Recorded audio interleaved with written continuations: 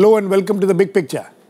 The decision of the Union HRD Ministry to scrap German as a third language choice in Kendriya Vidyalayas has blown up into a full-fledged controversy encompassing the entire three-language formula. The controversy refuses to die down as the Minister Smriti Irani continues to defend her decision, saying she was only upholding the rule of the law of the land.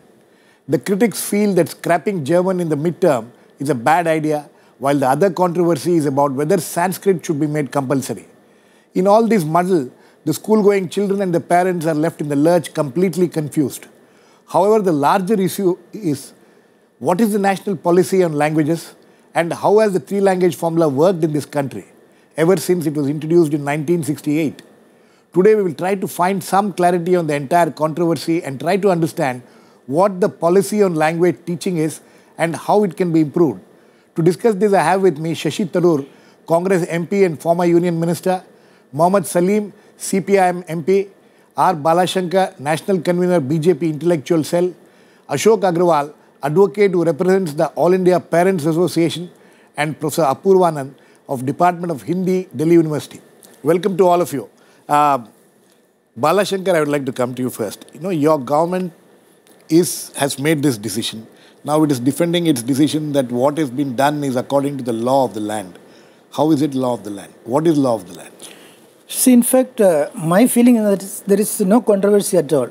It is a controversy created by the media, and there has been a consensus in the country about three-language program formula. Whether it was the UPA government, and the latest report in the Indian Express today shows that the Sanskrit policy was adopted by the UPA government, which means that the BJP has not done anything new. There is a three-language formula. All the students and the teachers, the academia, they have accepted this. But a controversy is created because of the German language. And about teaching the German language also, I don't have a problem. What I'm saying is the Sanskrit should not be replaced for teaching German, because it is always the case that Sanskrit was a language which was compulsorily taught at the middle level. When? In all schools, all over the country and throughout. No.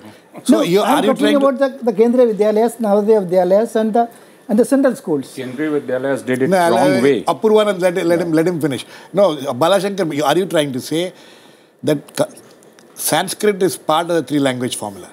Sanskrit is not part of the three-language formula. It was that way the fourth language which one has to adopt. That was one way. In some states, it is not. For example, from Kerala, where I am coming, Sanskrit is not compulsory at all. It is an optional subject. So but now, in Delhi, for example, in Delhi schools, yes, Sanskrit is compulsory. Even my child had to go through Sanskrit. So there is no problem about the language. What I am saying is, it is a controversy that is created unnecessarily, and nobody is looking at the improvement of the education system. But everybody is looking after. No, we will look at the improvement of education. But first let us try to understand why this controversy has been created. You are saying this is a question that we have to ask the previous government. Now, okay. We will ask the previous government. We have a former minister there of the teaching of Sanskrit. I'm trying to understand what you are trying to say. Are you trying to say that making Sanskrit compulsory is necessary?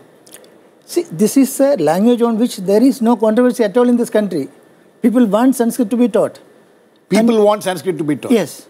Okay. I think on that, Shashi Tharoor, so people want Sanskrit to be taught. There are two aspects to this controversy. One is about scrapping German midterm, and the other is about making Sanskrit compulsory, if I have understood what this controversy is about.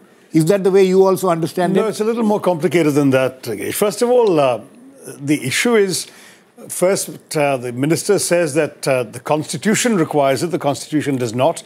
Then she says the law of the land requires it, the law of the land does not. The three-language formula is a policy. It is not a law. The policy was announced in 1965 following the Tamil Nadu agitation against Hindi. Right. And the formula was supposed to be that in all schools, you would basically have the local language, the language of the state. You would have English, and you would have a third language from another part of the country in order to promote national integration. Right. So the idea was, for example, that in the north they would teach a South Indian language in the schools, and in the south they would teach Hindi. But the practice, unfortunately, has been honoured in the breach. There is no North Indian state whose school system offers Tamil or Malayalam or anything like that. And many South Indian states do offer Hindi because they feel it's useful for the children. But to call this a three-language formula is frankly stretching it. The truth is that in many cases, a third language is not even available in the schools. Now, in the Kendriya Vidyalayas, we have a different approach. The Kendriya Vidyalaya says you cannot actually teach the local language. It's a school system meant for the employees, central government employees and their children. And therefore, the idea is to have transferable skills. So English and Hindi are taught compulsorily.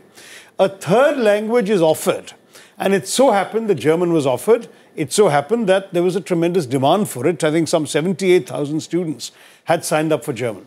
So our first problem is it was actually an option for the students. They had to have a third language, but they were not told they had to have German. They could have chosen something else. Secondly, that the decision was made 3 months before the end of the academic year and the examinations at the end of the academic year, which throws the kids into disarray. They're not able to actually study Sanskrit in 3 months and write an exam. At the same time, their preparations and their hard work for this year in German are also wasted. That too is a problem. On the question of Sanskrit being made compulsory, Mrs. Irani assures us that there is no such intention. We have to take her at her word. But the fact is that if they say that every child must learn a third language and that third language must be Sanskrit, then that's the same as making Sanskrit compulsory. If they say you must learn a third language, but Sanskrit is one of 5 or 6 languages, including German, French, whatever you can choose, that's fine. I think it's difficult to quarrel. In fact, that is what is being made available to the Kendriya Vidyalaya students now. Sanskrit, German, Mandarin, French, whatever. By that logic, the children who are doing German now should be allowed to continue German. But they're not. They're being told they cannot. They have to switch to Sanskrit. So clearly the government is very confused in its decision-making and in the lack of clarity of its explanations of its own decisions. Okay. I think let us get Ashok Agarwal in on this because he has been fighting this case in the courts also. Mr. Agarwal, can you throw some light on this? Now, what is... You have been writing to the union HRD minister also. What is this controversy now and where does it stand legally? In fact, I wrote to the education minister at the time when in the mid-session the children were forced to give up German and to take the Sanskrit as a compulsory subject. Right. Parents approached me. I wrote to them how you can do in the mid-session. And I also said to them that it is a 3-year course, 6, 7, 8. If somebody is studying in class 6 German, he should be allowed to continue at least up to 8. But when matter went to the Supreme Court and Supreme Court intervention, I think at least some relief to the parents is expected for this year. But the point is, it is being said that it is a policy. As a lawyer, this is a law. This policy is not a law. As a lawyer, I can say it is not a law at all. And policies are made, and how many policies are being followed by the government itself. And if you take the case of private schools, can you force the private schools to have a Sanskrit as a compulsory third subject? They are not doing it. So why they are seriously interested only where poor children of masses are studying? So I think something is very serious about it, and it should not be made Sanskrit also, because I have come across so many cases in the government schools, ordinary government schools, where students were the English was withdrawn and the Sanskrit was enforced, and the students were very disturbed about that. Why you are enforcing that? How Sanskrit will help us? Okay, so you're saying that since the case is now in the Supreme Court and you are expecting some kind of a relief to the present students who are studying German in Kendriya Vidyalayas. Yes. We will come to that. Apoorvanand, how do you look at this controversy? That as you know, German, whether German should be taught, it's not just German. It may be Mandarin, it may be French, it may be any other language. One thing. Second controversy is about making Sanskrit compulsory. And he says, Balashankar says that 3-language formula does not include Sanskrit. Then if you make Sanskrit compulsory, will we have a 4-language formula then? We are not aware of all the facts, because if you look at 3-language formula, as Shashi Tharoor and Ashok Agarwal rightly said, that it's not a law. It's only a strategy. It was evolved in 1961. 61 it started, 68 it was implemented. So it was modified by Kothari Commission and later adopted as part of national education policy. So it's a strategy and it's very flexible. It's a launching pad from where you can go anywhere. So that's how it was seen as people who had enunciated it. But later it got in a very rigid form, and people started offering Sanskrit as third language. For a language to succeed as third language, it has to be available as first language somewhere.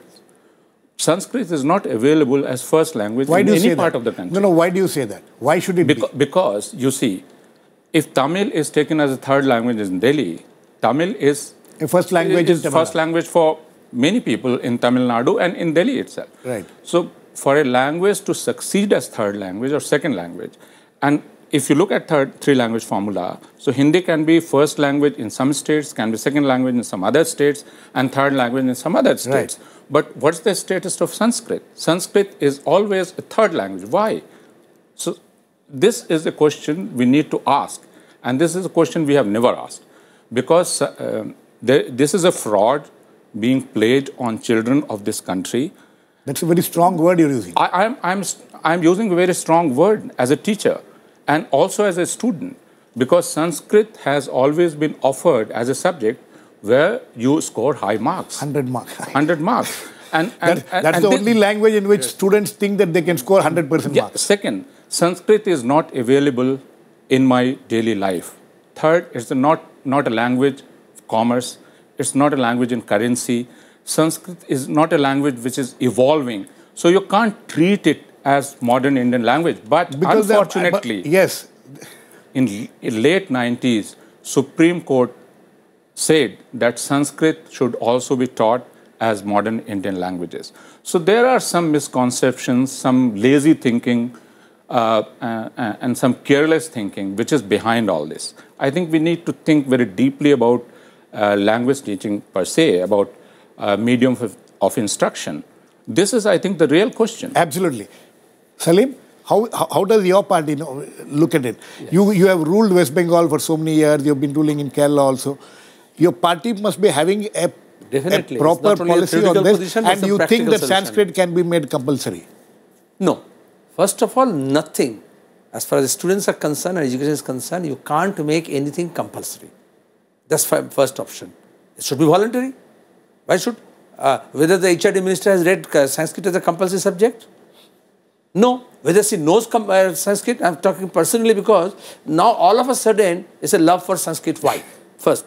Now Bengal for 34 years, for your kind information, is no three language formula. In Bengal it's two language. Everybody, a Tamilian can have a school of medium instruction of Tamil, first language is Tamil or second language is Tamil in Bengal. So all the Indian languages, anyone, mother tongue is there as a medium instruction or as a paper, one.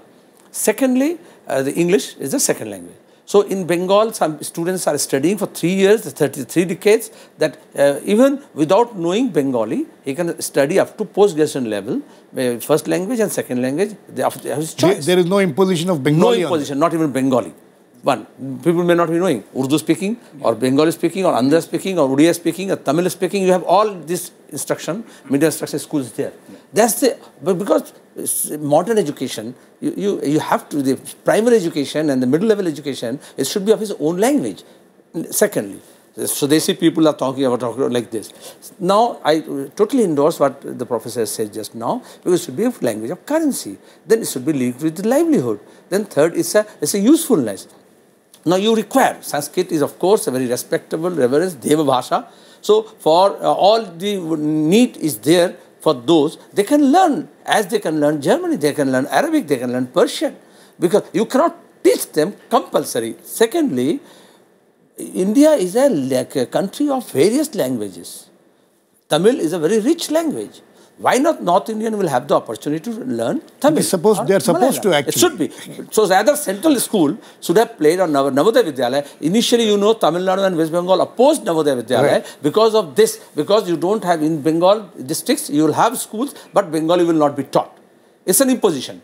So rather, if you at all interested in third language, so for the Kendriya Vidyalaya and Navodaya Vidyalaya, you impart language of that state. So in Maharashtra, it should be Marathi. In Karnataka, it should be Kannada. And the same people who are talking like Sanskrit here, in Karnataka, what you see the BJP people? They say Kannada must. In Maharashtra, it's a Marathi must. In the Gujarat, it's a Gujarati must. So you are dividing the country. What is amusing? No, my question is this. Yeah. He has a point there. Why has this become a controversy? Because it is seen as imposition. Second, see, scrapping German, it was a MOU signed by two governments. Yes. It was scrapped with, unceremoniously. And, it's a bit government-to-government agreements don't get scrapped so unceremoniously. No. What I'm amused is the kind of language politics that is being played.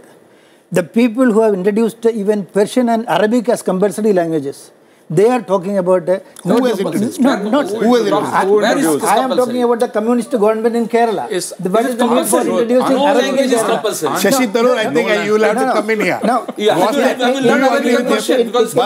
One second, please don't talk to each other. Replacing Kashmiri language. This is a false propaganda of the RSS. This is propaganda. I know. In Kashmir is Arabic compulsory. Even Arabic teachers are forcefully Urdu and English introduced in the schools. Balashankar, you said... you said two things. You said Persian and Arabic has been made compulsory in Kerala. Let me finish. No, you said it's been made compulsory. What I'm saying is, when you are introducing... You may be theoretically wrong, but facts should not be wrong. No, let me... Now, tell me in Kashmir, and Bengal and Kerala. No, you are from Kerala. Please. No, but you just making a wrong statement. Please listen. Is it in Kerala, let him Arabic finish. and Persian is compulsory? Come and submit it.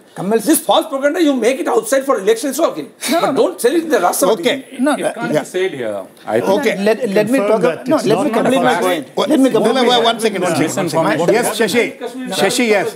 One second. The point I am making is, there is no controversy when Germany is introduced, German language is introduced, no controversy when Arabic is introduced, no controversy when Persian is introduced, but when there is Sanskrit, there is a controversy because the political class suddenly start up.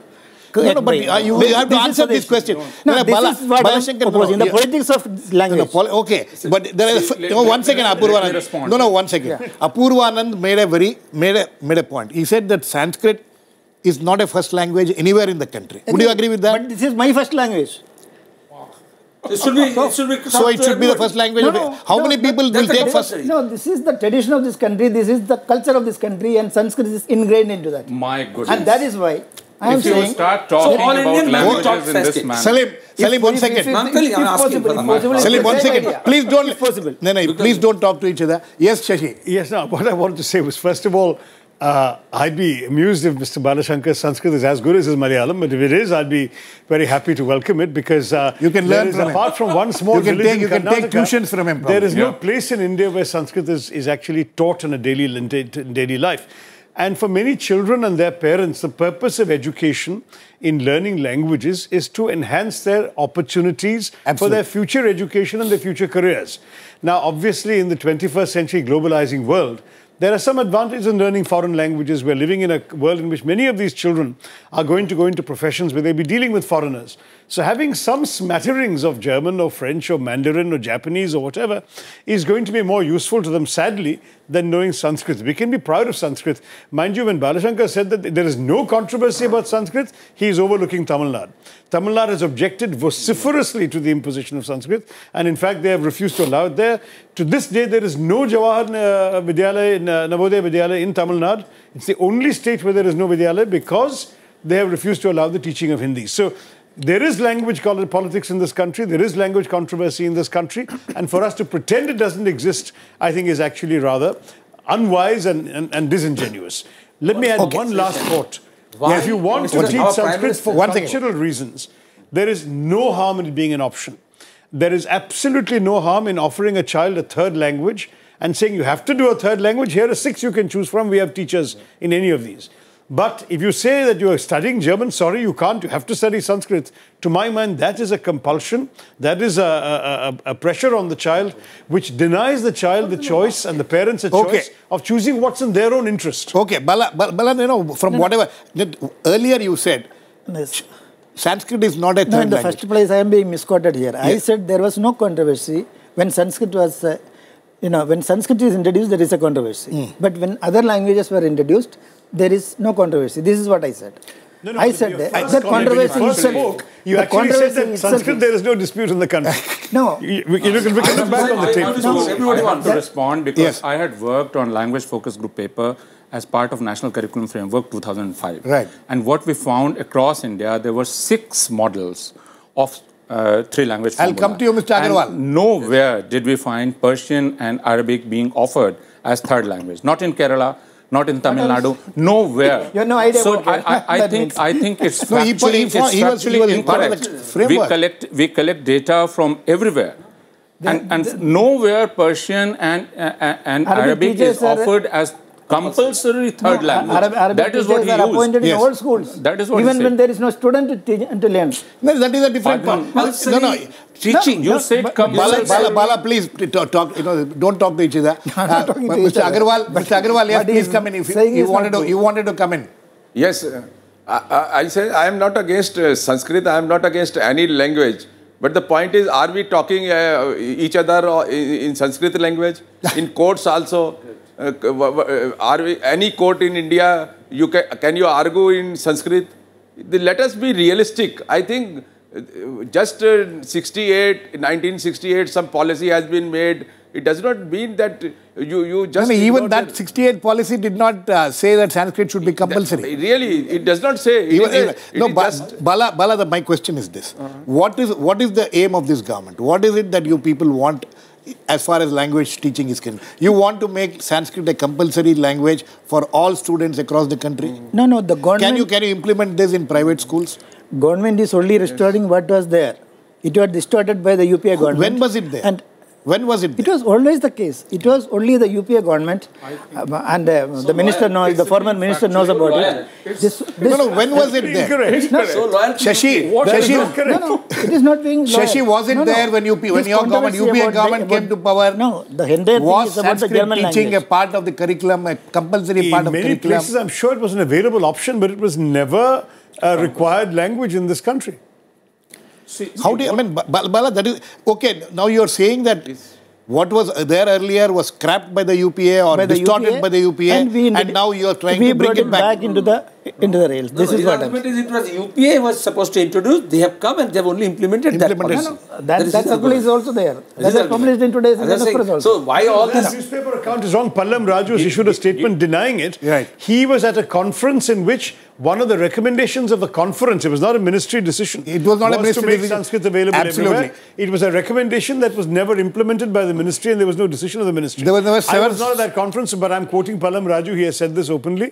He was present. He chaired the conference. So again, there is a lot of misinformation coming out of the present leadership of the ministry, which is very disappointing. Yes. Including that it's a law and so on when there is I no only law. want to say that what happened after the judgment of Supreme Court, which said that Sanskrit should be taught as modern Indian language, schools started offering, and even before that, schools were offering Sanskrit as an optional third language. Yes. It was never compulsory.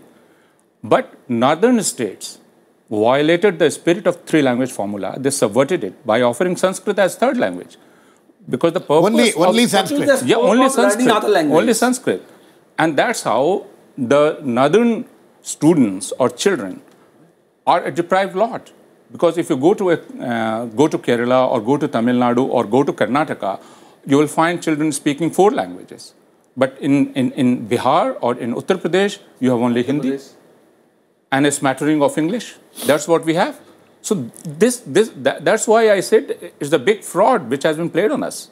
And they should realize it. Yes, Salim. One, why do we learn language? Why you are burdening students with so many languages?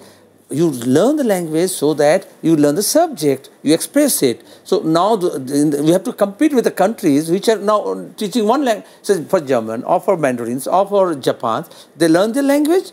And in course of time, if you require, you can pick up other languages. So from the student days, you need not. So they should focus on mathematics, history, science, physical science. Instead of that, because you revere that language, so you trust it. That's the objection. Bala, that is the issue. The issue is... No, that is not the issue. Why is the controversy come up? Because people think that this government is trying to impose certain things on students which was not done earlier. What Mr. Salim is saying is also that if it is a good career option, yes, then there is a possibility of giving the language. Yes. If Germany is taught, or any other language is taught, the foreign language, which is offering a career option, then what is wrong with Sanskrit, which is offering more career options and more I don't think anybody has a problem. opportunities. I don't think anybody has a problem if it's one of the options. No. What you are saying is No, make it if that compulsory. is the argument for learning another language, a foreign language. No, So Balaji, we are happy one second. Modi ji visiting various countries spoke in Hindi. Why is he spoken in Sanskrit? If you buy your argument, he should have spoken in Sanskrit. No, Sanskrit. That's our culture, that's our language, that's our history. But Hindi is our national language. That is why he spoke in Hindi. No, Sanskrit every foreign leader. There is no reference to national language. Hindi is not our national language. Hindi is not Constitutionally, Hindi is not our national language. It's again a misconception. Please go and read the Constitution. It's one of many Indian languages. It's only an official language. Official language. And that too with English. So please change Constitution. No, Balashankar, no, I want a clarity on this finally. Is your government interested in continuing the three-language formula as we know it, as it is there on paper, which your own minister, Kiran Rijiju, in the parliament, has made a statement that the three-language formula has not been implemented at all in this country uniformly. Your own minister said this. Yeah, that is the correct position also. That's the correct That position. is what I am also saying. How are you going to implement the three-language formula properly? As it used to be implemented always. That is why I said the aberration came during the UPA government when they offered German language as an option and as a compulsory option. Compulsory option, Shashi Tharoor? Was it a compulsory option, German?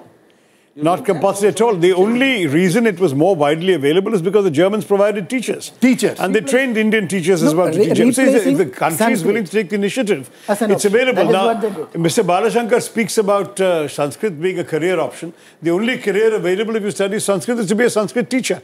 Maybe if he has a couple of generations of these compulsory Sanskrit kids, we may have more Sanskrit teachers available to make this possible. That's not a very lucrative option. See, the sad part is that you treat Sanskrit as a deity, as a sacred thing.